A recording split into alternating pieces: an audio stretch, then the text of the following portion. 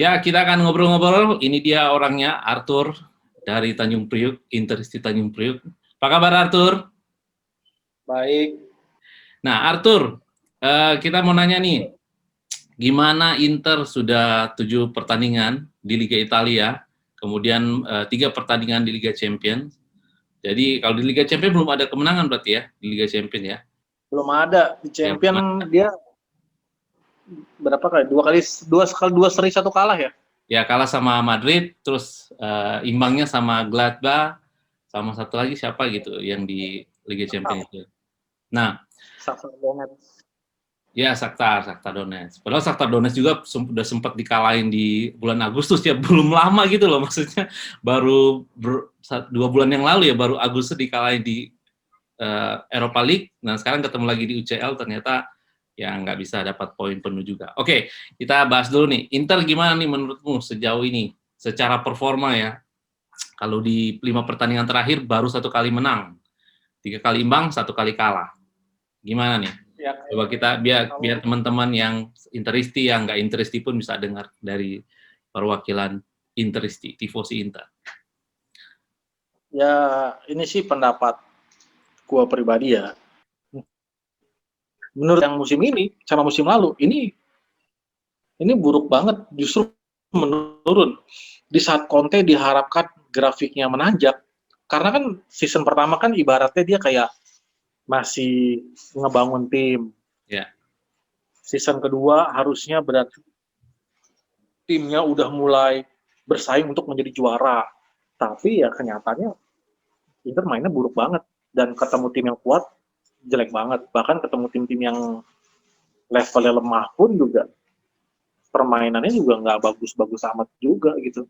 Biasa aja. Gue ada statistik sih, ini kan sudah sampai giornata ke-7 ya, atau pekan ke-7 kalau lo ingat, di musim yang lalu kan Juve dan Inter kan yang bersaing di Capolista di 7 pekan pertama di Italia kan, di Serie A.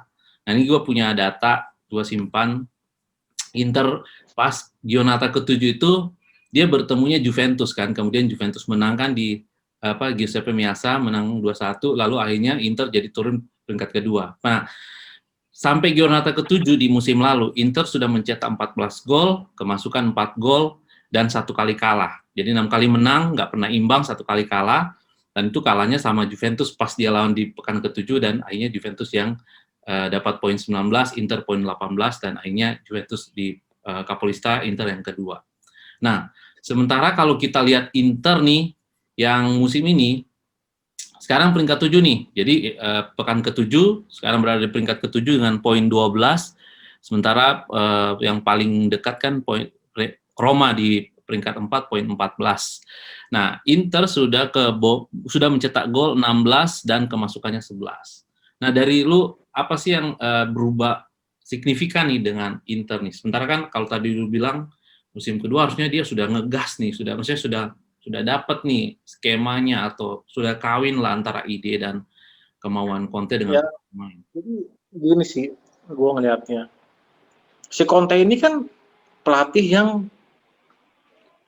lebih memfokuskan cenderung bertahan ya, gitu. Menumpuk 3 center back, 2 wing back, plus masih ada gelandang bertahan. Tapi kenyataannya musim ini Inter baru clean sheet itu 1 kali lawan Genoa doang. Sisanya semua kebobolan. Ya sama di Champions League lah, seri lawan Shakhtar Donetsk.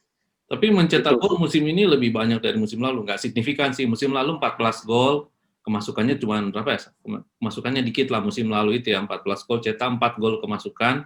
Sementara musim ini mencetaknya lebih banyak 16 gol, tapi kebobolannya itu udah 11 gol. Gitu. Itu baru Liga Italia gitu, belum yang Champions League. Nah makanya, jadi sia-sia kan nyetak gol segitu juga kebobolannya banyak, ya sia-sia. Gitu. Terus jadi salah satu yang gue nggak suka itu menurut gue Conte itu kreativitasnya kurang. Dia itu hanya terpatok di 3-5-2. Kalau bertahan si wingback-nya mundur jadi 5-3-2. Nah, kemudian yang gue paling kurang sukanya itu kan dia kan mengorbankan Skriniar. Karena menurut dia Skriniar itu sering kehilangan possession lah. sering out of position. Pada saat di counter dia sering terlambat balik apa gimana lah, nggak bisa nutup lubang apa gimana. Tapi sekarang kenyataannya di saat dia mulai mencadangkan Skriniar, pertahanan Inter makin banyak kebobolan. Yang masuk Kolarov ya, enggak? Maksudnya yang ganti dia Kolarov ya. Bastoni mungkin Jadi, karena cedera atau apa gitu, belum dipercaya juga, atau faktor cedera atau apa gitu sampai dia nggak masuk. Jadi kan cuma ada The Frits apa The Frits sih yang murni gitu. Jadi musim lalu kan formasi 3 back itu kan The Frits, Godin sama Skriniar kan. Oh iya, kenapa juga Godin dilempar ya, dilepas itu? Godin dilepas, nggak ngerti lah alasannya apa si Conte. Kemudian di akhir musim lalu memang sudah mulai agak berubah formasinya. Jadi Godin, De Vrij, sama si Bastoni. Bastoni memang cukup bagus sih. Ya udah mulai menanjak performanya. Ya, udah mulai menanjak lah. Udah mulai starter juga di klub di timnas Italia juga kan. Ya. Nah, yang gue bingung, Inter melepas Godin, tapi Skriniar tetap nggak dimainin. Dia malah maksain Ambrosio sama Kolarov. Yang gue lebih bingung lagi sih ya, kebijakannya Conte ngumpulin back sayap yang udah uzur. Ya tetap aja lah dengan formasi back five begini, kenyataannya Inter mudah banget dibobol, di counter attack apalagi. Makanya ketemu tim sekelas Madrid yang punya penyerang sayap, hancur kan. Inter diserang balik. Semua dari serangan-serangan dari sayapnya juga, langsung umpan-umpan ke tengahnya juga, umpan-umpan crossing datar lah, umpan lambung. Itu menurut gue sih ya nggak ngerti ya, dan Conte tetap gitu kekeh dengan formasinya dia. Yeah. Gitu. Dan salah satu catatan gue lagi, musim lalu kan dia mengorbankan si Perisic kan ke Munchen, dan Perisic sukses di Munchen kan. Iya. Nah, tapi ternyata kan Perisic nggak berhasil dijual nih, balik ke Inter. Dan sekarang Perisic dipaksain kalau nggak jadi wingback, jadi striker. Ya, jadi pemain rotasi gitulah ya. Ya, jadi rotasi lah. Jadi pemain-pemain seperti Perisic, Politano yang udah dibuang itu sayang banget disia-siakan semua. Pemain-pemain yang bertipe sayap. Jadi pergantian manajer di Inter tuh dengan pergantian ke Conte memang dampaknya cukup besar sekali ya. Memang sih dia berhasil membangun mental ya, tapi dia banyak merubah karakter pemain, banyak mengorbankan pemain. Cuman kalau hasilnya nggak maksimal, ini akan jadi PR lagi nih buat kalau misalkan seandainya dia diganti deh sama pelatih lain, misalkan Allegri. Sedangkan kita tahu misalkan kayak Allegri tipenya lebih senang bermain dengan 4-2-3-1, 4-3-3 dengan formasi menyerang lah. Formasi modern. Nah, PR lagi karena Inter udah menumpuk banyak CM/DM sama wingback numpuk banyak. Pusing lagi nanti ngebuangnya kan. Oke, kalau kita fokus nih, kalau ini kan pasti proyek Conte kan benar-benar musim ini ya. Kan akhir musim lalu kan sempat ada isu Conte akan diganti karena ya kan ada masalah internal lah. Conte kan berapa kali juga keceplosan ke media kan, dia komplain lah tentang manajemen klubnya dia gitu. Terus di bulan Agustus juga ada yang rumor yang cukup dipercaya juga sih dari jurnalis yang terpercaya lah yang memberikan info bahwa Conte ini lagi pengen ketemu sama presiden gitu, tapi nggak mau ketemu dengan direktur Marotta gitu kan atau jajarannya gitu, karena dia mau bahas tentang ide dia di musim kedua gitu. Nah, menurut lu Conte ini kalau misalnya dia nggak juara, nggak dapat gelar lah ya, nggak dapat gelar musim ini, dia diganti atau gimana? Tergantung. Kalau misalkan dia masih bisa mencapai target, bisa mencapai prestasi seperti musim lalu, mungkin masih dikasih kesempatan. Misalkan aja dia masih bisa berada di runner up, kemudian di UCL, di Champions League, masih bisa lolos grup lah, grup yang ini sekarang nih, yang sekarang Inter sekarang di grup Champions League paling bawah ya. Bawah. Tapi Champions League masih lumayan oke loh per ininya. Masih punya peluang. Nah, nanti minggu depan kan Champions League nih. Nanti kita bahas setelah ini Champions League, peluang Inter Champions League. Tapi grup Cuman B intinya sih begini. terbuka peluang. Intinya sih kalau menurut gue, kalau sampai si Conte pencapaiannya musim ini di bawah dari musim lalu, menurut gue kemungkinan bisa 90%, 80% dia dipecat, diganti. Ya udah seperti rumor lah Gitu. ya. Kemarin kan baru misalkan di Champions League nih nggak lolos langsung tersingkir lah di fase grup udah tersingkir, pindah lagi ke UEFA. Kan musim lalu kan Inter UCL tersingkir UEL apa memang UEL ya, gue lupa. UCL tersingkir UEL. Dari UCL ke UEL terus lah dia di finalis. Oh, musim lalu UCL tersingkir ke UEL. Nah, kalau misalkan musim ini sama aja, UCL tersingkir ke UEL, terus di Liga sampai dengan paruh pertengahan masih di urutan ke-5, ke-6, gua rasa sih bisa jadi dipecat ya. Dan memang sudah seharusnya dipecat karena nggak ada perbaikan loh. Sekarang dia udah ngambek-ngambek segala macam, ketemu presiden diturutin. Dia minta Lukaku, dia minta Hakimi, semua udah diturutin. Gila, itu Hakimi. Tapi ternyata banget. Iya. Bukannya menanjak, grafik permainannya makin bagus, malah semakin menurun. Nah, gue nggak tahu kayak contohnya Eriksen. Ya nggak ngerti sih itu manajemen gimana kesepakatannya.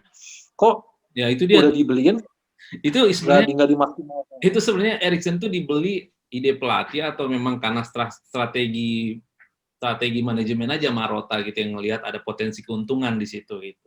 Karena kan nggak mahal juga beli Eriksen kan. Mungkin jadi bahan. Ya memang. Ya. Mungkin Marotta berpikir bahwa Eriksen itu kan masih lumayan muda ya. Ya, masih usia yang masih inilah. Masih grade A lah sebenarnya kalau dia tampil ya. Ya mungkin masih bisa performanya masih bisa kembali lah gitu. Nah, terus mungkin Marotta juga ngeliatnya dari sisi ekonomis juga kan. Karena kan kehilangan Stefano Sensi yang tipikal gelandang dinamis yang punya naluri menyerang. Dan itu kan ada di dalam Eriksen. Cuma ya nggak ngerti. Mungkin Conte kepinginnya Eriksen main lebih ke dalam, ternyata nggak bisa. Kalau Stefano Sensi kan dia memang lebih fleksibel, dijadiin gelandang trequartista atau gelandang menyerang bisa, belakang striker bisa, dimainkan jadi lebih dinamis lah, dia bisa ke kiri, bisa ke kanan. Cuman kan ya yang namanya pelatih kan ya harus punya kreativitas dong, harus punya solusi. Pada saat ya memang ya namanya juga udah nasib Sensi cedera, dan sejak Sensi cedera kan Inter kan permainannya ya monoton di tengah kan. Iya betul. Sekarang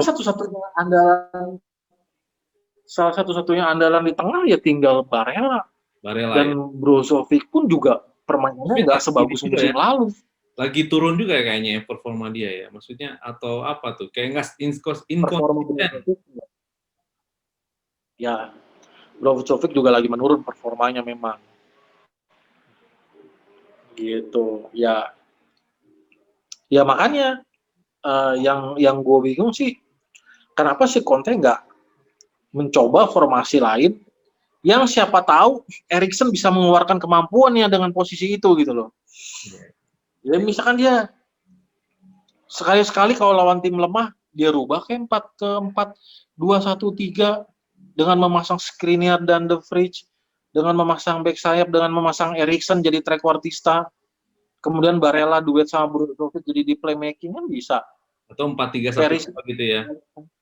Iya. Kayak 4-3-1-2 kayak di Spurs, kayak Eriksen waktu masih di Spurs. Nah, bisa juga, bisa 4-3-1-2, bisa 4-2-1-3. Ya, Eriksen dimainkan di belakang striker gitu. Iya. Tapi kalau kita kalau bahas tentang Eriksen ini kan ya kita refer ke media-media yang sudah berita yang sudah diadakan oleh media, terutama media yang terpercaya lah ya, Sky Sport gitu, yang sudah menulis bahwa Eriksen ini ya kemungkinan memang punya nasib akan dilepas lah di bursa transfer nanti. Banyak kan rumor katanya dia mau bisa masuk ke AC Milan atau gimana gitu, atau jadi bahan jualan daging untuk cari dana seperti proyeknya Marotta kan gitu kan. Jadi kayaknya memang Tapi ini sudah bukan pilihannya Conte gitu ya. Memang sudah bukan elemen yang Conte butuh kayaknya ya orang ini. nah, masalahnya kan sekarang Eriksen kan sekarang penampilannya juga di Inter buruk ya. Iya. Jadi menurut gue ya, apalagi dengan kondisi pandemi kayak gini ya, klub-klub lagi pada merugi. Nggak ada satupun yang nawar Eriksen. Nggak ada. Jadi kalau misalnya Inter berpikir beli Eriksen itu kayak main football manager, wah mumpung murah nih, 20 juta, ntar kita jual lagi aja 30 juta. Menurut gue sih nggak ada yang mau beli Eriksen. Karena pertama, mereka takut si Eriksen ini akan jadi dead weight gitu. Malah jadi beban aja buat di klub. Karena permainannya sama sekali belum memperlihatkan setengah aja dari kemampuannya waktu di Spurs. Yeah. Kemudian Eriksen kan gajinya gede, bro. Eriksen tuh gaji lumayan gede. Nah, kalaupun ada klub lain, ujung-ujungnya minjem. Ujung-ujungnya nasibnya kayak Joao Mario, dipinjam terus sampai kontrak habis, sampai akhirnya lepas gratis apa gimana, atau dijual harga sangat murah. Wah, itu mas. Ujung-ujungnya itu ya. Close banget. Ujung-ujungnya gue malah mikir, kalau gue sih berkeyakinan, Inter mau jual Eriksen di atas 20 susah. Tapi kalau dia jual di harga sama, itu pun menurut gue susah. Bisa jadi jual rugi di 15 apa 10. Karena gini, kita lihat faktanya aja. Waktu Inter beli Eriksen, Inter kan kayak nggak punya saingan, bro. Nggak ada kayak klub lain yang nawar deketin Eriksen. Klub lain ada yang deketin Eriksen, tapi cuma ngarepin nungguin akhir musim gratis. Padahal pada saat itu Eriksen lagi top perform loh, masih lagi nge-peak juga di Spurs pada saat itu ya kalau nggak salah ya. Cuma dia yang aja musim. Iya. Makanya. Ya waktu di Spurs kan juga memang dia udah cadangan kan, dan udah permainannya udah menurun. Nah makanya kalau gua ngeliat ya kondisi Inter sekarang sih semakin memburuk ya. Permainan semakin gak meyakinkan. Oke, kalau ini kita nggak mau jadi prediksi yang terlalu berlebihan ya. Intinya sampai Giornata ke-15, kita anggap aja sampai setengah perjalanan nih ya. Setengah perjalanan musim itu kan 38, tapi anggap aja sampai 15 deh. Kalau menurut tuh Inter berada di mana nih sampai 15? Maksudnya berada di mana gimana? Posisinya gitu. Sekarang kan ada di posisi 7, sementara di saingan dia Napoli, AC Milan sedang naik, Lazio sementara menemukan juga konsistensinya, AS Roma semakin bagus juga sekarang. Kira-kira Inter masih bisa menembus nggak yang minimal bersaing di 2 peringkat teratas sih? Di sampai gimana?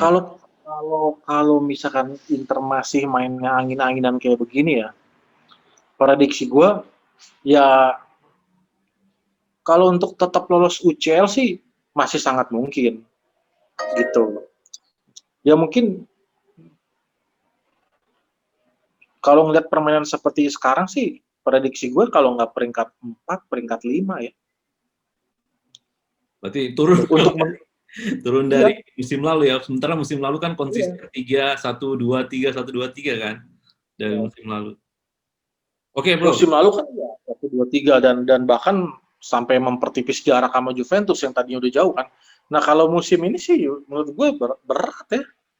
Iya, ini challenging banget sih musim ini ya. Kita bandingin aja deh sama statistiknya Juve. Juve juga kan memang lagi angin-anginan kan. 3 kali menang, 4 kali seri. Tapi paling enggak kita tahu pertahanannya Juve itu bagus. Kebobolan cuma 6. Gitu loh. Inter kebobolan 11. Menurut gue ya, belum ada di Spanyol sejarah ya bisa berada di atas atau bisa menguasai posisi 1-2 dengan kondisi kebobolannya banyak, nggak ada. Inter kan musim lalu lumayan pertahanannya, kebobolannya Iya, iya, nggak terlalu banyak. Iya. betul. Kalau gue perhatiin di Liga Italia, justru kuncinya untuk bisa juara itu justru yang memiliki pertahanan sangat bagus. AC Iya, Milan musim ini bagus loh, kebobolannya baru 7 loh. iya, Iya, golnya banyak 16, iya, kebobolannya cuma 7. iya benar. Iya, Itu gara-gara biasa sih. apa namanya? Kejair. Temannya Iya. Erikson juga di timnas Denmark itu. Si apa Jair ya namanya, Kejair. Oke bro, kita Iya. sekarang jadi istilahnya lu masih kurang yakin lah ya sebagai Intersi, lu melihat tim lu ini nggak yakin lah gua kalau Conte nggak merubah sistem bermainnya, skemanya dia nggak rubah, ya berarti ya kemungkinan dia sampai pertengahan musim pun keluar dari 2 besar gitu ya. Padahal kan sebenarnya Iya. tahun ini harusnya proyek tahun ini harusnya juara ya. Menurut gua sih ya, gua sebagai rival, tifosi rival pun melihat harusnya Inter nih tahun ini juara sebenarnya. Kesempatan untuk Iya. juara sebenarnya. Memang dia ditargetkan kan juara. Cuman kan ya kita siapa yang tahu sih. Minimal gini loh. Oke lah dia ngomong Klopp aja butuh 4 tahun. Tapi dia harus tahu Klopp itu seingat gue ya selama 4 tahun itu prestasi timnya itu stabil dan cenderung menanjak sampai kira juara. Bukannya dari kuat turun ancur-ancuran balik lagi. Enggak, Klopp itu stabil dan cenderung grafiknya naik terus. Dia kan hampir juara terus loh di tiap musim sampai akhirnya dia closing di musim keempatnya dan dia juara. Iya. Gitu. Nah, Nah, berarti, kalau ini aduh. nah sekarang pertanyaannya berarti nih sama lu nih. Kira-kira kalau misalnya Conte sudah nggak di Inter lagi, kira-kira siapa nih yang kandidat yang sesuai rumor kah Allegri kah yang akan menggantikannya, atau lu punya idealisme yang lain gitu, pelatihnya siapa gitu? Siapa Spalletti. ya? Hadirkan Spalletti, skema 4 back. Ya kan Spalletti lumayan berhasil loh dengan skema 4 back. Kalau gue sih prefer ya dari yang available sekarang ya Allegri. Allegri. Gitu. Oke, emang dia kandidat Iya. kuat sih sebenarnya sih. Walaupun ada teman-teman Tristi juga yang saya baca di beberapa kolom komentar yang nggak gitu suka juga sih sama Allegri ya. Karena mungkin Allegri dikenalnya ya dia pelatih bagus, tapi dia cenderungnya defensive football kan dia kan. Nah, defensive football itu kan kadang-kadang kayak senjata makan tuan kalau sudah bicara turnamen Champions League gitu. Kalau di Liga Italia masih oke bertahan. Tapi kalau di turnamen-turnamen yang model Champions League ya nggak banyak yang berhasil gitu.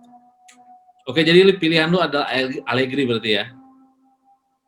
Ya sampai saat ini sih pilihan gue ya kalau yang available ya Allegri. Ya gue sih berharapnya juga mungkin Jose Mourinho bisa balik ya kan, reuni lagi.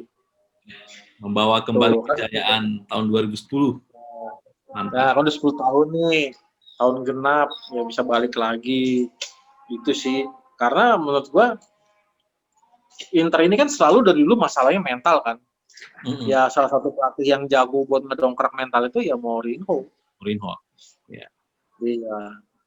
Nah, sekarang kita bahas tentang Champions League. Minggu depan kan Champions League nih, bro.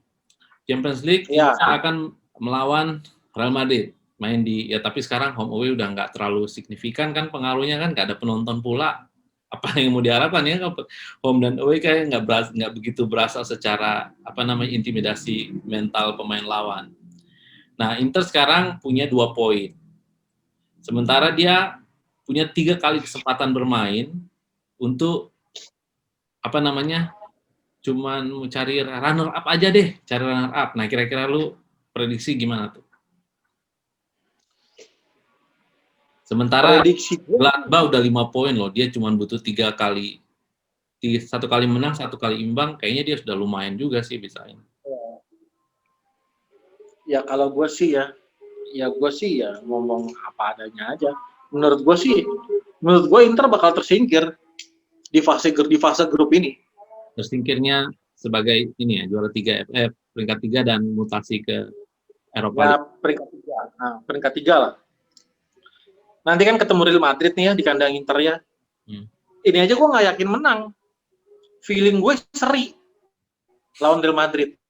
Kenapa bro? Coba jelasin biar teman-teman tahu. Kemudian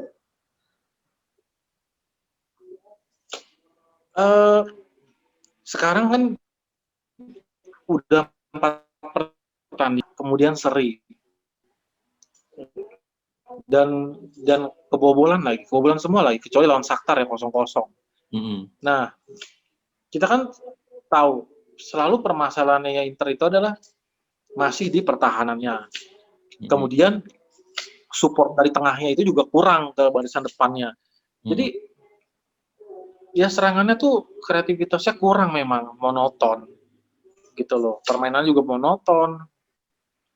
Sudah main 3-5-2 juga ujung-ujungnya main crossing juga. Gitu. Jadi kalau gue sih ya realistis aja. Menurut gue Inter nggak bakal lolos dari fase grup. Lawan Real Madrid seri, nanti tandang lawan ke Mönchengladbach paling-paling kalah 1-0, 2-1. Ini baru nanti lawan ini kayak jadi semacam apa ya? Kayak semacam jadi kayak musim lalu ya. Musim lalu kan Inter jadi penentuan dengan Borussia Dortmund kan.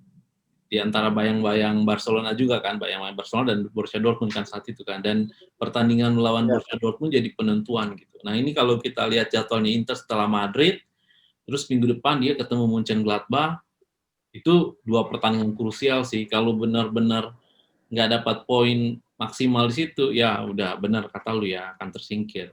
Dan kayaknya itu ya ini kita berbagi opini. Kalau tadi kan lu udah kasih opini tentang klub lu sendiri. Nah, kalau gue kasih opini juga, melihat Inter nggak menang melawan Madrid nggak dapat poin, melawan Mönchengladbach nggak dapat poin, ya berarti sudah 85% Conte sudah dalam ancaman pemutusan kontrak. Tapi gila ya, kalau pemutusan kontrak berarti Inter gaji berapa pelatih tuh? Spalletti masih jalan gajinya kan, Spalletti ya. Iya. Paling satu-satu yang bisa menyelamatkan Conte ya itu. Karena Inter nggak mau bayar gajinya itu. Karena Inter nggak mau bayar gajinya. Maksudnya, berarti dipertahankan sampai kapan tuh kontraknya Conte? Ya nggak ngerti. Makanya harusnya tuh Inter kemarin tuh Conte tuh kontraknya tuh jangan panjang-panjang. Gitu. Dan udah benar harus Conte 2025 kan apa 2004 ya. Intinya dia kalau pakai argumen nggak mau keluar duit lagi ya repot juga sih sebenarnya sih. Ya kalau iya. Prestasi tim juga kan serba salah kan. Gitu. Dan ya sekarang kalaupun Conte dipecat, emangnya Conte mau mutual termination gitu, misalkan negosiasi ya udahlah separuh. Gua rasa enggak. Conte akan minta full. Tapi kita nggak tahu juga sih ya. Kita nggak tahu juga ya, karena gini, kalau Spalletti itu kan memang sudah pelatih berumur.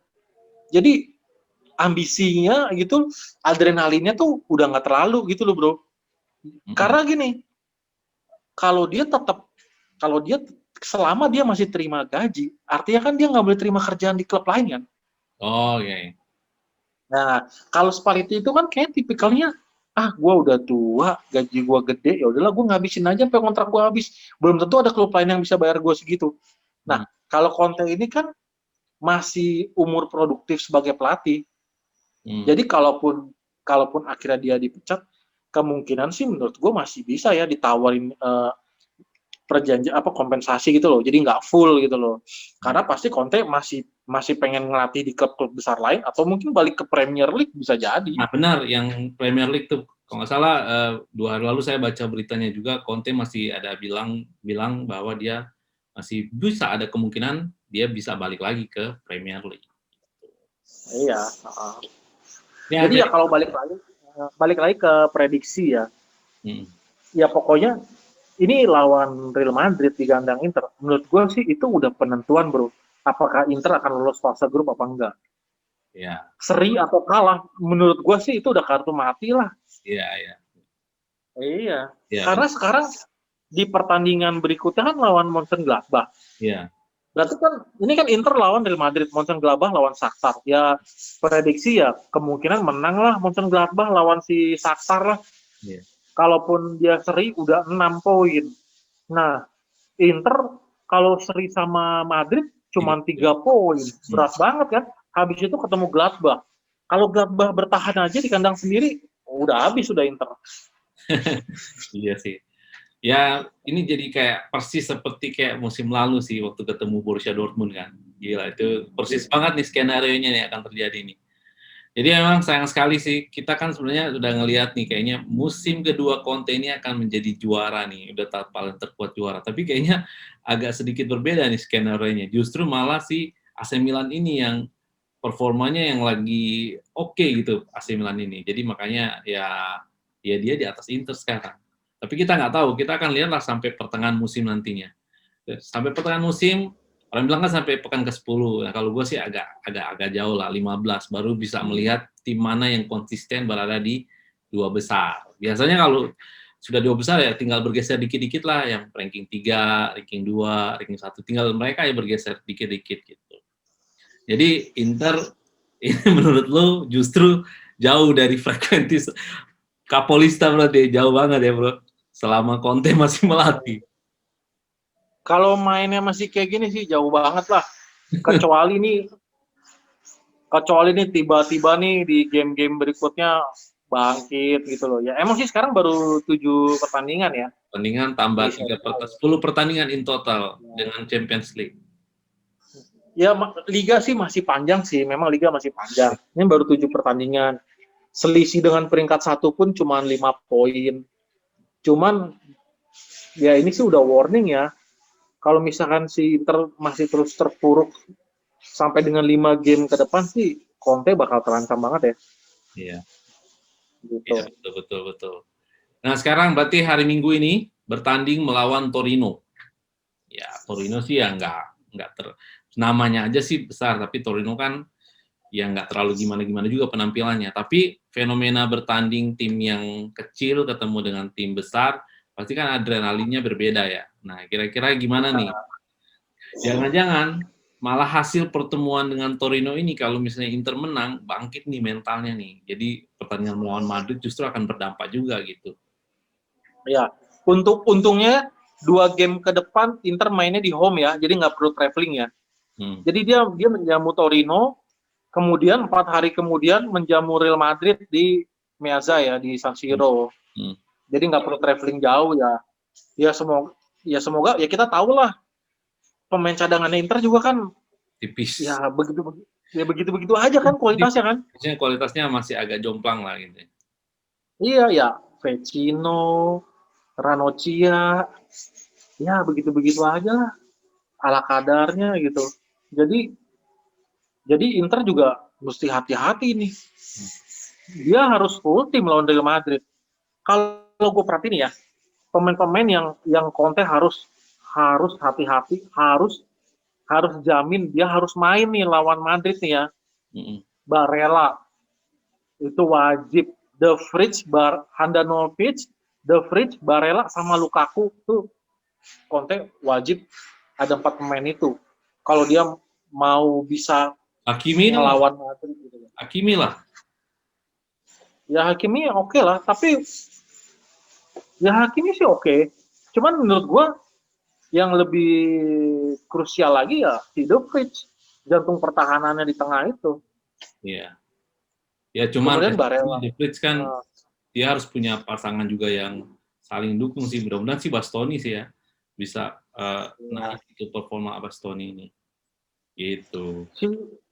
Si Hakimi game pertama lawan Madrid kemarin habis kan.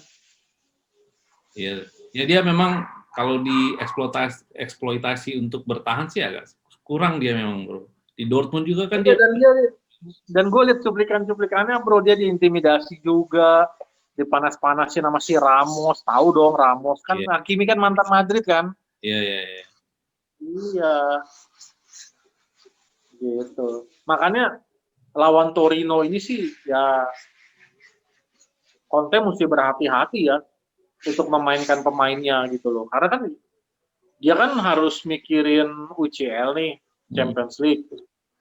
Ya dia harus bisa spare pemain intinya, mungkin dia simpen atau dia mainkan half time doang Hmm. gitu.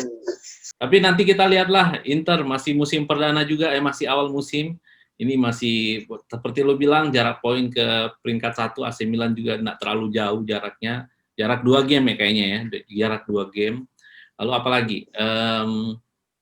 Champions League-nya, Champions League yang menentukan. Dua laga sebelum laga terakhir bertemu Shakhtar itu sangat menentukan, ketemu Real Madrid dan ketemu Mönchengladbach. Oke, jadi nanti kita akan ketemu lagi ngobrol-ngobrol nih. Siapa tahu kan ternyata yang lu pesimis sekarang ngelihat Inter ternyata minggu depan berbeda ceritanya ya nggak? Oke, itu aja ya Tur ya. Thank you sudah menyampaikan bagi opini dengan teman-teman di sini. Ya.